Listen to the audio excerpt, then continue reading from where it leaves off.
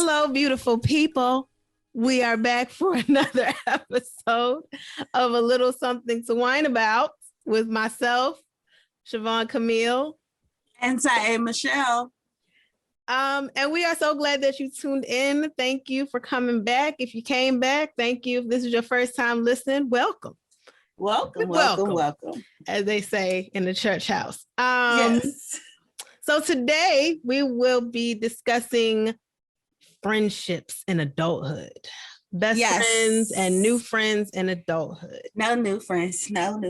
Okay, I'm just kidding. Yes. So if this is your first time here, just to give you a little bit about us, we are a weekly podcast. We come here every week to whine a little bit about life, personal growth, relationships, and all of the good things that go on on a day-to-day basis, because sometimes you just need to whine a little. So Siobhan, what are you whining this week? First of all, I want to say I'm having a good day, because my last time I was up at the don't even ask part of my glass. Okay. Hello. We are in the good 6 ounces of a good day. Okay. And I am drinking a semi-sweet, but more on the sweet side. Riesling by Chateau Saint Michel. Oh, Saint Michel. Good. Saint Michel. Good. I promise you, by the 100th episode of this, I'm going to know how to roll my tongue in several different ways. Messing around with these wines, okay? I may not be able to say anything, but hopefully by 100 episodes, I'll be able to go. At least, if you can pronounce a wine like you know what you're saying. Hey, it makes it sound like I'm you okay. Speak that. It sounds like you speak that. Like, oh, you speak Italian, because she could say a wine name. She speaks Italian now. She's fluent in French because she said chateau with an attitude. Oh, okay. Goals. Boom. So what are you drinking then? I was supposed to go to the store and get my I call this the hood rat wine. This is just a personal opinion. If you like it, more power to you. I don't find a problem with it. I just know I see it in all the hoods because I'm from DC. But I was going to get the Sutter Home red blend. But between my sinuses, my workout program, and virtual learning, didn't make it to the store, which was weird. It was really more so my diet, because I was like, I gotta go to the store to get applesauce. I knew I had to get my wine as well, but I knew I had to get applesauce. And I was so focused on the applesauce that I got the applesauce, and the liquor store is literally on the same strip. I just did not bend the corner to go to the liquor store. I was so concentrated on my applesauce. I was like, I got my applesauce. I got to be on time. I got to have this on time. So then around 6:30-ish, getting ready to get off the phone with my mother, I go, oh crap. I left my wine. It's always in the midnight hour that you remember always what you were supposed to do. Hour. Right. So I have my by default, but I do love this wine as well. I have what you had last week. Okay. Malvasia di Casorso Dolce by Cantina Sociale di Casorso. Yeah, that was a mouthful. I'm so glad you jumped in, because I was about to butcher that name. But yes, that is what I'm sipping on, and I'm still at my cool, level 1. 4 ounces. I also can't drink too much because I am doing the whole workout thing, and this is my allotted amount. But I did good last week because I finished it. It took me a minute, but I finished it. But I did do a refill. Last week I was off too, so that was different. This week I'm on. I can't do a refill, so I'm a sip slap. Honestly, I drank from don't even ask to a good day. And then I didn't even finish like my good day down. So basically, drinking wine made me go from don't ask to a bad day. Then I ended at a good day. But I just wound up pouring the rest of it back in the bottle, because whatever, I'm not going to waste it. I'm not. Wine changes lives. Hashtag. It does. Look. Wine changes lives. Hashtag for real. Indeed. Okay, so today Wow. I love this topic. Friends, best friends, adulthood friends, making new friends. Jeez. Tell me, Siobhan, like, have you made any new friends in what quote unquote adulthood is? Like, because I guess for me, it's hard. My question becomes, what's adulthood? For definition purposes, let's say that adulthood is out of college. So if you are an adult, but you're in an undergrad program at UMBC or Oxford or wherever you happen to be, that ain't, because that's not real adulthood. I went to college. I can say this. That's not real adulthood. It's not. Okay. So we talk about after the fact. Okay. Maybe you might skeet by if you're in a master's program or PhD program. If you in undergrad, you don't count. I'm sorry. Okay. You don't. All right. So let's say adulthood is 25 and up. And what I will say is, no, that's not true. The friend I made after 25 is the one you call boo friend. Okay. But I think it's different. Oh, and I don't want to say it like this because I know how it's gonna sound, but I think it's kind of different when you're talking between genders. I also think for me personally, it's easier for me to be friends with guys. And I know people she wanted a girl, but legit, as I said last week, the good chunk of that is I grew up with guys. Why? It wasn't that I didn't want to be friends with the girls didn't want to be friends with me. As I said, when I was younger and in middle school, it was, oh, she ugly. You can't sit with us. Boys don't care. You can't sit with us. Okay, I think girls is my thing. I'm sorry. But it was really that. And I tried so hard to be part of the cool clique. I then wound up in the cool clique and wound up finding out all they do is talk about each other. But that's a wine for another time. Yes. Yeah. Right. But so because of that, it's always been easier for me to just click with guys. And most of the dudes that I've been friends with haven't even really realized I'm a woman. And in that they always are like, oh, Siobhan, you a girl, right? Because I really don't think I act like the average. I think I'm more true facts of what I'm gonna say right now. And I think you can attest to this. I am more girly now than I was like 10 years ago. I will give you that. Absolutely. I will absolutely give you that. I completely agree on. Look, I was with y'all. Growth. Look, it's growth. Like, it happened. And then I feel like I might have rubbed off on you a little bit. I was with you and Eureka, the one I call Eureka. When I first got my nails done, I was 21 years old. When I first got my nails done. That's it. Yeah, I feel like I rubbed off on you. And now I like getting my nails done. I mean, gracias. But like, I don't. So for me, friendship, I think the last friend I made wasn't even technically in adulthood. I was still in college. It was 2008. It was like that year. Everybody after that year, not really. And part of it is I'm really not out like that. I don't trust people like that. I have horrible trust issues. And again, especially when it comes to girls, I chill to myself because of how my experiences as a child.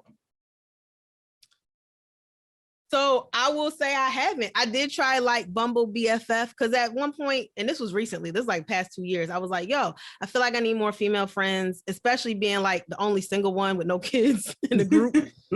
Like I need somebody else whose lifestyle matches mine. Right. Mm-hmm. But I still don't vibe with chicks like that. And then with dudes, it was hard because the guys on that side were either annoyingly flamboyantly gay. I don't have any issue with gay people. I really do not.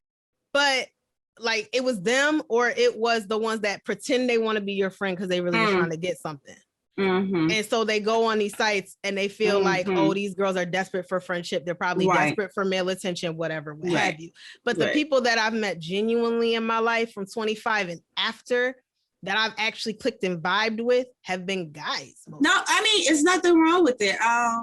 I had two best friends. I talked about my female best friend, Michelle. Hey, boo, again. And I had a male best friend. I want to say I still considered him my best friend up until I want to say year two of my marriage. And that losing that friendship hurt because we have been friends since like freshman year of high school. And when I say friends, I mean like friends, like I could literally tell this man, oh my God, like what was going on with my menstrual cycle. And it was no judgment. It like I could tell him about if I decided I wanted to be a hoe. True. Like, I mean, it was it was complete and total transparency, but it was no judgment. He was always there. And like I deemed him my son's godfather, him not even knowing I was pregnant. When he found out I had my son, he was like, oh, okay, cool. What's up, godson? This is without me telling him. So it was like, okay. So when that friendship ended and the way that it did, like you asked my husband, like, I mean, I still might even be a little, this might be a little trigger for me. A little salty. Little salty about it, because I was like, I thought we was like better. Right. To end the way that we did. And then again, that could be, that's my perception. I don't know what his perception is, because he stopped talking to me. It was like ghost. I was like, okay. And we had the whole best friend joke, like, yo, 30, 32. If this ain't it, we just gonna say, you know what, this my best friend. Let's do this thing. You know what I'm saying? Like, and that's what it was. And Grant, it was all in fun and games. It wasn't serious, but we had that type of relationship. Like, we talked to each other. I knew what was going on. Like a whole bunch of stuff. So that's I was like, what? Like, what's up? But I just want to say to that, I got 3 best friends. The one you call boo friend, and he's the latest in the group. He came around in 2014. My female best friend, my only female best friend, the way we met, let me tell you about God, okay? And this is 1000% about my female best friend. We met in 2005. I'm dating myself, y'all. It's fine. I'm proud. I'm secure in who I am. Okay. I'm good at my age. So we met 2005 freshman year. Mm-hmm. And we were at orientation together. It was the end of July. It was like a 4-day orientation, right? We wound up being roommates. When we first met, it was like, hey, I went and left with this other girl that I had already met, like first, like in the hallway or something, signing in or whatever.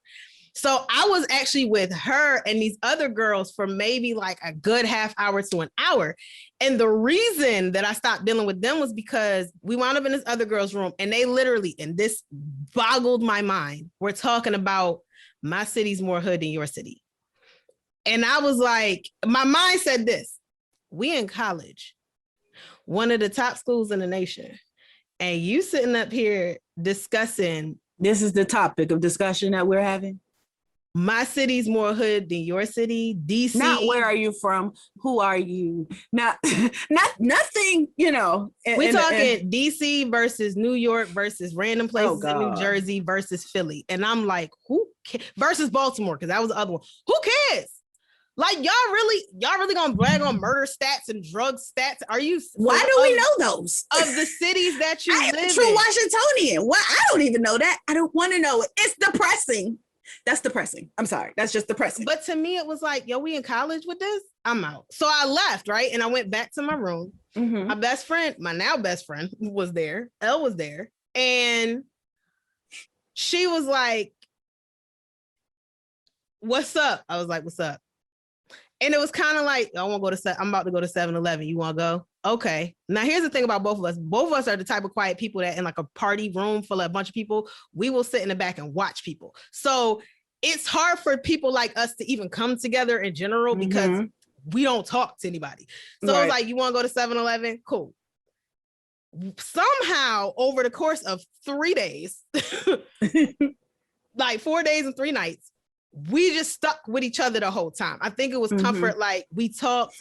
And I told her, like, this is the reason that, because she was like, oh, I thought you were with the other girl. And I was like, yeah, this is where the topic went. She was like, we in college.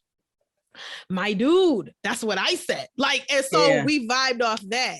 And then come to find out, she was from Baltimore. I'm from upstate New York. We were chilling. We were talking.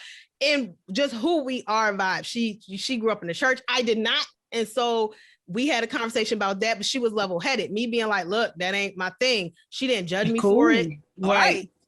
She wasn't that super religious person where she got to force this on. It wasn't that. But so we were close. Now, we exchanged numbers. School didn't start for another 3 weeks. In the course of that 3 weeks, my phone broke. And now this was back in the day where you could not recover phone numbers. Oh, Lord. Okay. So my phone broke and her phone like fritzed out and she had to get a new one. Right. So we both wound up having to get new phones between orientation and the start of school. Mm-hmm. Only thing I knew about her was she was going to stay in Hardwick Hall. I was staying in Johnson. They're literally two twin towers shared by a lobby. This is God. This ain't nobody but God. My parents dropped me off. We put all my stuff in. I said, all right, walk them down to the lobby. All right, bye. See you. They left.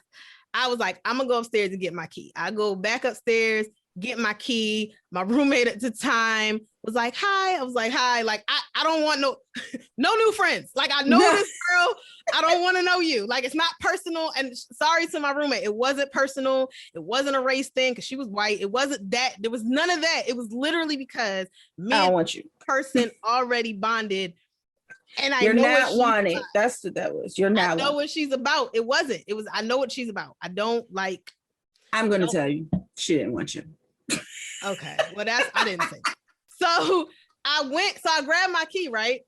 Mm-hmm. I'm literally going down to the lobby with it in my head, like, all right, she lives in Hardwick. I will walk because this is number one, Johnson and Hardwick, when we were there, had no AC. So everybody had their door open because it's hot. Right. No, they put AC in the next year. But our year, there was no AC. So everybody's doors were open. So it was a matter of, I'm going to just walk around and just see the 13 floors. Oh, Jesus. You was determined. Yes. 12 floors of Hardwick because I don't want to meet nobody new yet. Okay.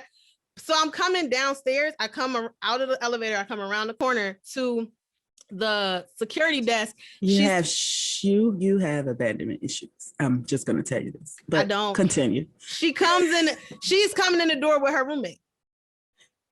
And she was like, Mac, because that's what she calls me. I was like, oh my God. We've been best friends since, period. That's it. Okay. At that point, it should have been like, I need your telephone number, your email address. In case of emergency, your mother's number. Yeah.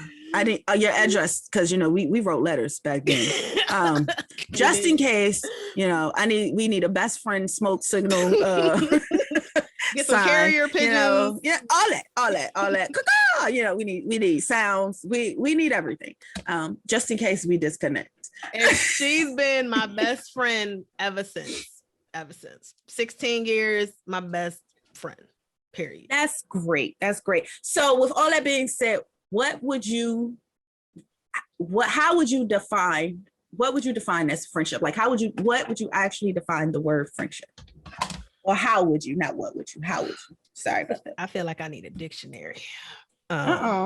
Well, because I like to, when this is true to who I am, when I have to talk to people about words and whatever and their meanings, I like to have definitions available. Well, no, I'm saying like without Webster, I have the actual definition of friendship, but I just want to know what. This is the pre-test. That's what this is. The pre-course assessment. That's what this is. The prerequisite.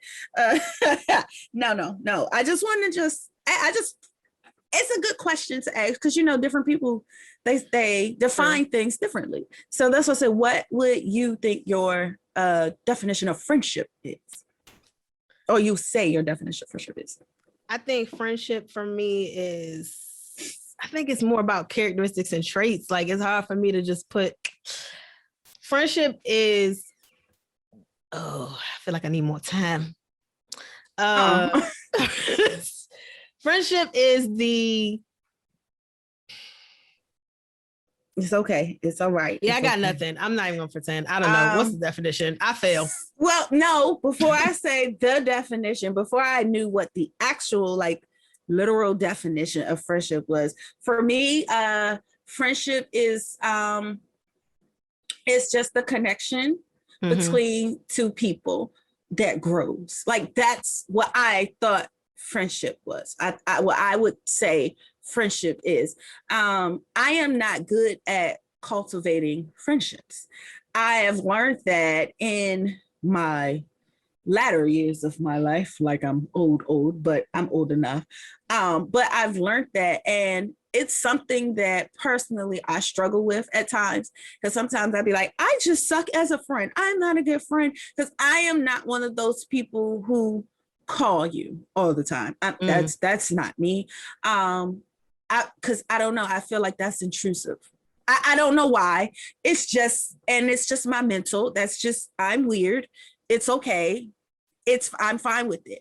But I'm not one of those people that call you. I'm one of those people, I'll think about you. I'll be like, you know what, God, I hope they're okay. You know, I'll mention you to God and keep going. But if I pick up the phone and go, hey, I was just thinking about you, know that it's genuine. It was literally, oh, she thought about me, and not that when I don't, that, oh, she don't care, and I think that's what I get, because I get a lot. Oh, so what happens to me, my pattern of friendship literally goes a lot of times where I meet new people, oh, okay, great group of people, and then it dwindles down, and I might end up with like 4 or 5 friends. Or 4 or 5 friends, and out of those 4 or 5 friends, about 2 of us become really, really close, and that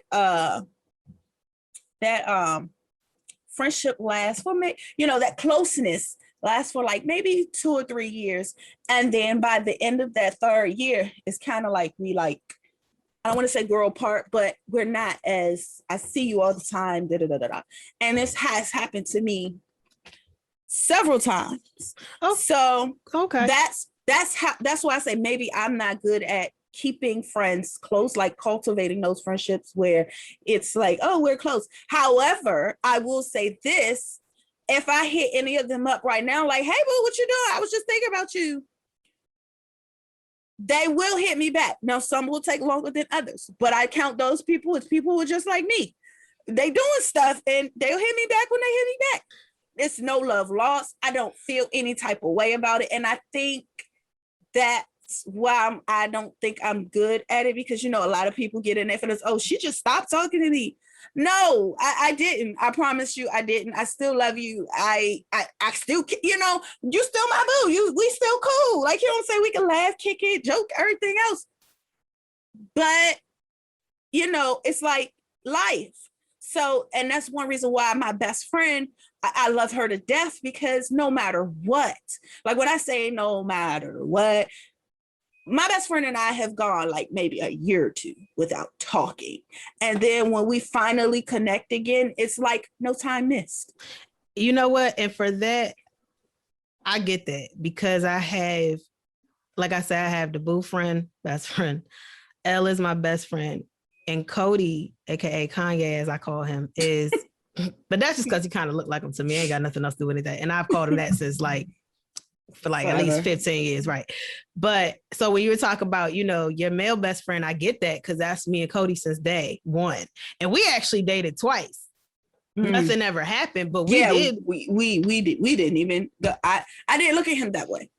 I didn't, which was weird, because when we said we were going to get married, I was like, well, how are we going to do this? And we're not, like, I can't do, like, yeah, I mean, we had the same agreement at 30, but ours had a caveat, and that's what killed it. Because I said, if we 30 and either one of us has kids, he had my godson in our 20s, so that nixed that. but I get it, and I had the same kind of reaction, because I was like, as cool as you are, as close as we are, as much as we would not argue, fight, nothing, we would be an old married couple at 30, because it would be like, I mean, we great, but we just don't. And it would be one of those things where it's like, look, if you really need to do that, I'm not gonna get in your way. Right, like, go handle your business. Go handle your business. Just don't bring nothing back. Hello. And because I'm not doing anything with you, I don't really. How can I be upset about that? Like, you still need yours. I still need mine. I just don't see you that way. I don't see you That's not where we're gonna go. And I'm okay with that. We good for the stability, we good for everything else, just not that. And I think that's it. God was like, oh, okay. But I say it because I think, and hearing you talk about your best friend Michelle and even him and how that ended, it made me think. So my definition of friendship, I guess, would be a relationship between two people rooted in honesty, loyalty, respect, and communication. That sounds like a marriage. Man. And I think there isn't really a huge, honestly, I don't think there's really a huge difference, because to me, if you're not a friend, then you're an associate. And I think trust, loyalty, honesty, communication are the bedrocks of anything. And quite frankly, most people will tell you that the best marriages are between friends. See, I don't think that. But I'm not saying that you need to be, you have to be at least, to me, you have to be at least friendly with someone you're in a relationship I feel like with. if you have to be friendly, but I don't believe the best marriages are friendships. And that's because I'm married. And again, I'm not saying that he has to be your best friend, but y'all have to have some sort of, because to me, the friendship is the basis, and everything that comes on top of that. For the same reason that both of us, while we could have married our best friends, it wouldn't have really been romantic because we don't see them romantically in that way. Right. So to me, a relationship is a friendship with a romantic evolution and component to it. Because otherwise, we just friends. Like, that's when you get platonic friends. Or if you're not really romantically interested in that person, that's what it's going to be. That was me and him. And I think I realized we were not going to work in like a marriage or anything, because again, we went out once in 8th grade and once again senior year in high school. And it was, we had the opportunity to get it in. Like, I went to pick him up to go to the movies and nobody was in the house but him. He was getting out the shower. I was sitting on his bed. He got out the shower, came into his room in a towel, right? Got dressed. Basically, he had underwear, like boxer briefs under the towel. But so he literally changed in front of me. I'm looking at his weights, his room. I'm like, decor. I'm looking at the decor and everything else. And it wasn't until I told my friend Amber at the time, I told her like, hey, yeah, I was over there with him and this, that, and third. She was like, y'all ain't do nothing? I'm like, well, what do you mean? Like, it didn't compute. It didn't click. In the moment, it didn't compute. And even her saying it, I was like, do something. Like, why would we do that? Why would we do that? And then again, after we even broke up in college, he went to Virginia Beach, brought me some shorts back, and we were at his apartment, and I was like, oh my God, dropped my pants to try these shorts on, which were too big, trying to try these shorts on. But I didn't think anything of it like, oh, I can't. You know, it was like, you gonna listen, I don't care. I'm gonna you're gonna see all this today. And he wasn't looking like either. He was kind of like, do they fit? You in front of the TV and do they fit? You know what I'm saying? But to me, I think that's in our friendship. And if I have to go off a definition of friendship, I have to look at the 3 best friends I have, and even the ones that aren't the best, and say, you know, it's that trust, honesty, loyalty, respect, and communication. Right. It's that between people. Okay. So the Googled definition of friendship is a relationship of mutual affection between people. The issue I have with this is that's the word affection. I thought that was gonna be yeah. It also says to go on. It is a stronger form of interpersonal bond. Okay, it is a stronger form of interpersonal bond than an association. Yes. That part I was like, I get. But affection, I mean, I guess I could be affected. If you break down the true definition of the word affection, right? Then exactly. Okay. Yes. But when you say affection, people think romantic feelings, usually, right? You go the other way with it. So if you're going down to just the basics of the definitions of words, I get it. But yes, that's the definition for anyone who wants to know what the definition of a friendship is. I find a little fault. And the reason I find fault is because you can be affectionate towards somebody and lie to them. You can be affectionate towards somebody and cheat on them. You can be affectionate towards somebody and beat them, be disrespectful to them, cuss them out, do all of this. All of the things I would not consider part of a friendship. Affection to me is just a sentiment of you know what? Now I gotta look up the definition of the word affection. I'm about to say, girl, you about to preach. Okay, hold because I find fault with that real quick. You insert cheers. So affection, a tender feeling toward another, fondness. Okay, but here's the thing: you can be again. I say you can have a tender feeling towards somebody, be fond of them, and cheat on them. Let's be real. A whole lot of marriages fail because of this. A whole lot of friendships and other types of relationships fail because of this. You can be affectionate towards somebody and still be, like I say, rude, crass, disrespect, all these other things. You know what? Now that you said that, I feel like that's part of my, well, not that I'm like abusive or anything like that, like not that. I feel like, well, I have a problem with affection. And look, and it might be part of my growing up, my life story and all of whatever. But the last, I want to say 4 or 5 years, let's say this, I show affection in a different way. The way I show affection is not the way most show it, and it gets interpreted wrong. Maybe that's part of it. I don't know. You know what? This is interesting. Because going to Webster, because initially I just hit up Google, a feeling of liking and caring for someone or something, tender attachment. But like I say, I think it's got to be deeper than that. I think it has to have trust, communication, loyalty, honesty, all that stuff I said before. Just telling me that you're fond of me or that you have an affection toward me is not going to make me think that we are friends. We have a friendship. Like I think that's where the ship part of the word comes in.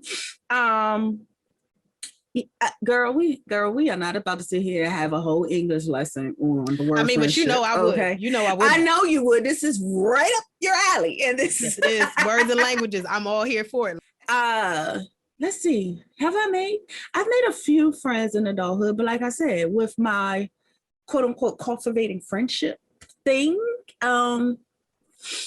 we are all very, but then I also feel like life, you know what I'm saying? Like where you are when you first meet someone may be one place, but 3 years later, you may not be able to be around someone as much. Like my first year of marriage, I was around y'all all the time. Every weekend I was there to plan a wedding. Jesus, yes, I saw y'all so much. That when I stopped coming around, your husband was like, well, where you at? Where you at? Right. I'm like, look, I'm not part of this marriage. I promise you. I was here for the wedding planning. I was the wedding planner.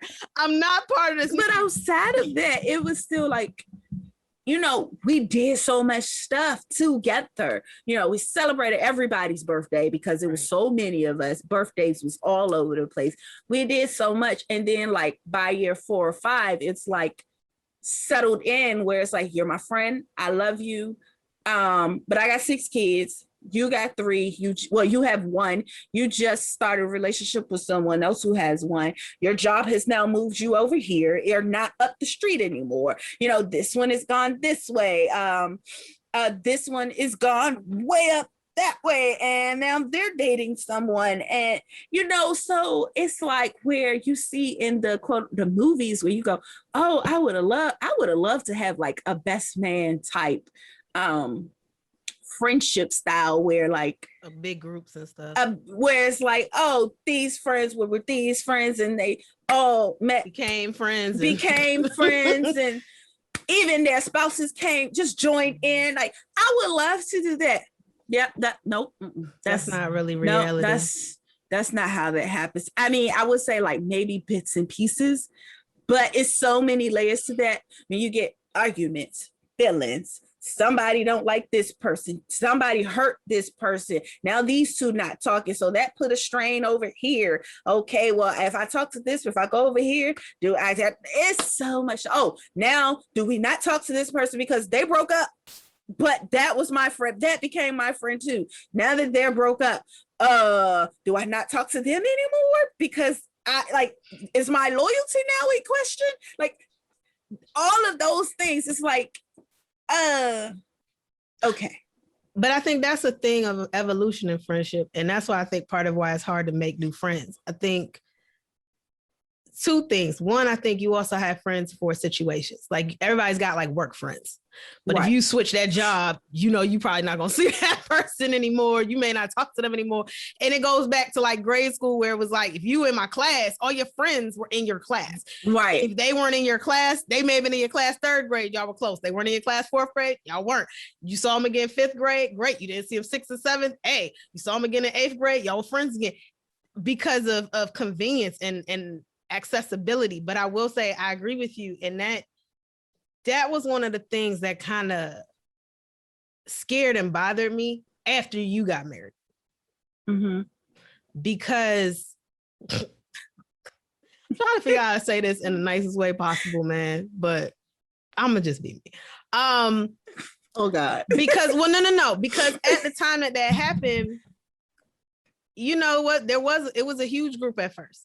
Mm-hmm. But you closer with some people than others, especially as time goes on and your relationships and bonds and lifestyles relate to one more than the other. Yeah. Then depending on how that goes, how your friendships are, and it can be difficult when y'all are in the same inner circle to go from, well, you know, person 1 and 3 were really close, but then person 4 and 5 were really close, but then 4 became closer with 2 than she was with 5. And you never really know how people gonna take that. Yes. Because I feel like that in itself destroyed our circle. And it destroyed our circle in a matter of I think, like you said, it's also a level of maturity. Like you have to reach a level of maturity where you go, hold on.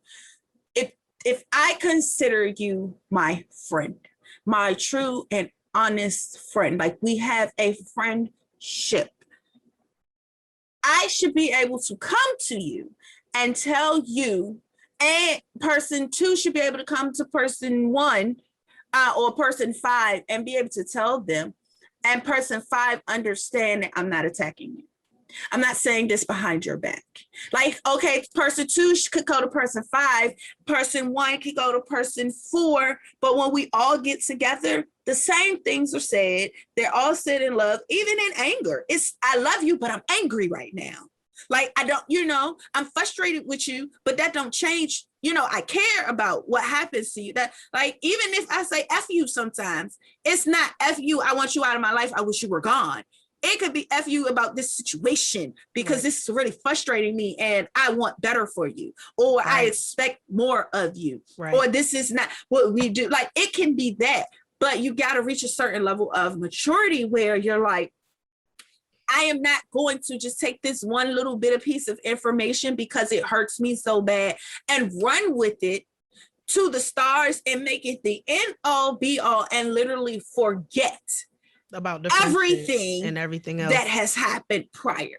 Right. Literally everything. Like times when, you know, you and your spouse might not have, or the boyfriend or whomever might not have been getting along, and you came and got that person just when you just to get them out, you know, or the other person was having a hard day. You know what? Before they go crazy, let's have a friend day or a friend night. Let's go over like those types of things. Don't forget about that stuff when you're in that heated argument and when you're saying, well, I don't care. But this is that. Don't forget, now we're grown. Our children have bonds. So it's not just us anymore. But even if you don't, a lot in it. But even if you don't, like for you don't.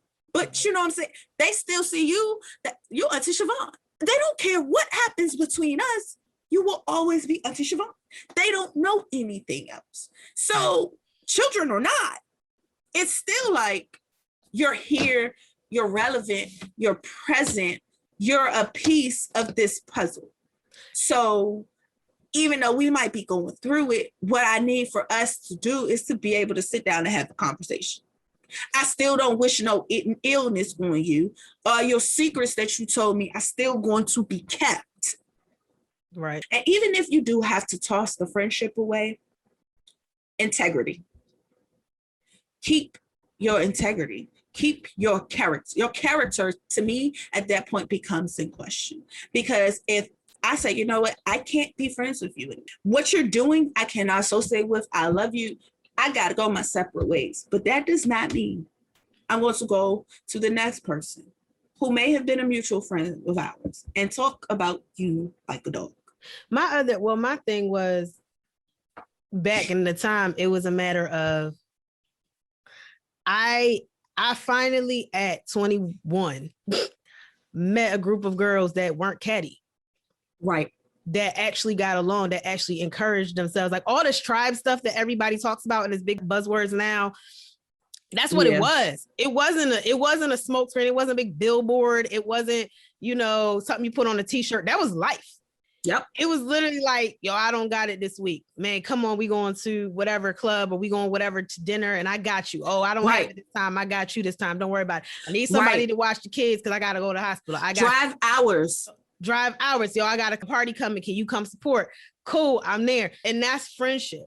My fear was, and I won't even say, well, I guess it was at the time. It was like, all right, Michelle is married now. And again, the first year I was in there. Okay. after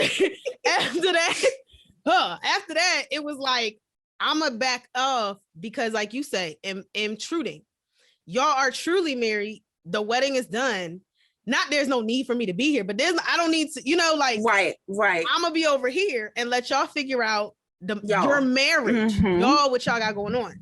But it was hard because by that point, we talking 15, 16, my lifestyle of the group, my lifestyle more attuned to yours in that the stuff I like to do, the things you like to do, the places you like to go. And so, but that's friendship. You know what I mean? Like you take that moment to go, you got to trust that the friendship is strong enough to withstand. You got to trust that, not the whole cliche, if it's a butterfly, let it go. If it comes back, all that crap. But to an extent, because it was really like, she got to go have time to be married. And I'm not there for that. And she got to have time to do double dates and married couple stuff. And God knows I lived this great single life. So I can't bring, and the person I was kind of dealing with, I won't bring him around. I can't do that. I can't double with her. I have to trust that when she wants to hang out, then I will get that call. Or that if I just say, hey, how you doing? Like what's going on? How are you? Or it's a party. Birthdays, I was still there, all of that type of stuff. But it was hard for me because it was like, I finally did find a sisterhood. And it was like, but I got to step back to let you be great. And that's with any relationship, you know what I mean? And that's tough to do that because you don't know what's on the other side. Right. That I don't know where this is gonna go. Like, how's this gonna play out? And that type of thing. Also on the other side, okay, now I'm married, the wedding and stuff where all my friends are excited for me. Woo, oh, that's good and gone. Now my friends have to take a back seat. What? Right. What you mean? So switching that a little bit. But I also believe when you establish those good foundations, like a couple people, first of all, I don't consider everybody my sister. Let's get that straight. Like, I'm gonna say that right now. If I consider you my sister, it's because you have that level of foundation and stability because you've been there. You will always be there. Like it's that. So for me, when I say my sister, trust and believe, it holds weight. Like, oh, these girls hold weight. Like, you might not never see us together, but if you see us together, one or two things are going on. It's a celebration with somebody about to die. And that's when you see all of us together. And that's where I had to learn to be okay with that. Because for a long time, that bothered me. It bothered me that, like, dang, I don't even get to hang out with this sister like I used to. I probably see her once in a blue moon. Or, our children do something together. That's the only time I see her during that season. But I had to learn that's okay. Because if you need her, she coming. So I had to learn that part of friendship. Right. And to me, at that point, it doesn't become friendship. That becomes sisterhood. And I think that may be my thing. Maybe it's verbiage for me. I do have one friend, my oldest friend I've known since I was in second grade. She was in third. and it's my godson's mother. And we do not talk. We had a moment when I went to Charlotte. We haven't been the same since. But she was always the person that I would go 2-3 years without seeing, and every time I saw her, it was the same person. And for that consistency, I will forever call her friend. Matter of fact, and I agree with you. I think to me, verbiage, I don't consider I have a lot of friends. I don't. Because to me, once you get past a certain level or a certain time, a certain connection, a certain you affection, become family. You family. Like from 3rd grade, middle school, even at the latest, she was my cousin. I think that's what it is. When you reach that level, and that's the one thing that I don't like about what our family members used to tell us.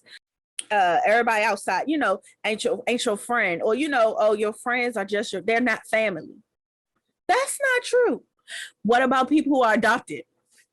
So you telling me that they don't have love? Foster, step, all of that. Like, oh, for real. But that's why I say, like, that's not always true. There's a family you're born into, and in the family, I think in a lot of ways, adopted family is actually stronger because you don't have that requirement, if you will, to be close with that person. There isn't that expectation. Right. You know what I mean? And like, I have 2 sisters, you and Eureka. And even though me and Eureka, that's a rough patch right now definitely on my side, I would say. I still call her my sister because at the end of the day, if I've given you that title, I live into it. Period. That's period. Keisha will be my cousin / baby mama till the end of time. The only reason my best friend has stayed my best friend and not anything above or entitled to titularly is because of consistency.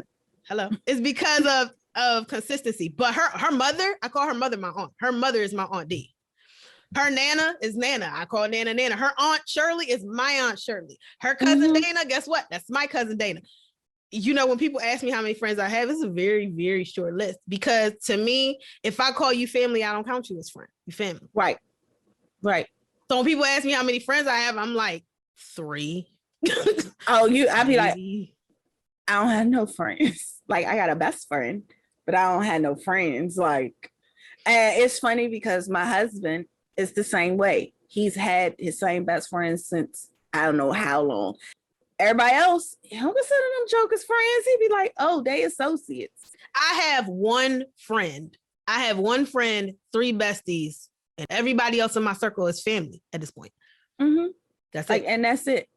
I think what we've come to the conclusion of in this is that friendships in adulthood, if they stood the test of time, are strong.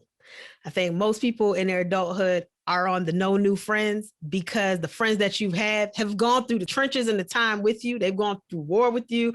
They've probably gone through at least 5 years with you. And therapy. And everything else. They've been your therapist, your sister, your nurse, your pastor, your best friend, your mama, your worst enemy. They've been it all after a while. I mean, I think once you hit this time in adulthood, we on to know new friends because the old friends, they the old heads for a reason. Okay, they the OGs for a reason. So they know who you are. They know who you are. So the no new friends thing, I get it. I'm here for it, and I mean, I'm okay with having no new friends. But I'm not completely shut off to the point where if someone like comes in and like shows themselves as worthy, I guess, if for lack of better words, then stands at some of the test of times, and then absolutely yes, I wouldn't mind, but to the definition, I think that's where it comes down to. I won't say affection, I will say connection. Boom. That's the key word, connection. Boom. Excuse me, that was good. I hope y'all hear that. That was so long. Yeah, but this wine is good. It has a sweetness to it, but it's kind of subtle. It's like, oh, it's sweet, but it's not like, oh, Jesus, it's a candy bar. So this wine is really good. It is making me burp a little bit, which for me is a great thing because I have very bad acid reflux. Another story for another day. But yes, my rating for this wine. 1 to 5 glasses. What we giving it? 1 to 5 glasses. Wow. I'm going to give it 3. Okay, 3.5. 3.5. I'll give it a 3.5. So the Riesling, let me try it again. Hold on. Gotta have it on the palate so it's genuine. It's sweet. I usually like their other Riesling, which is more of a it's more of a true middle. Mm-hmm. This is a little notch above, more into the sweet. It's a harvest wine. Oh, okay. So it's a little sweeter.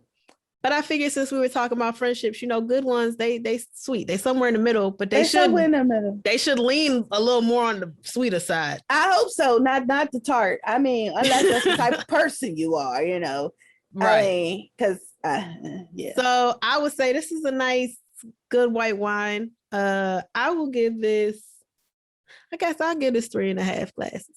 Okay, yeah, we're doing good. Cheers. Cheers.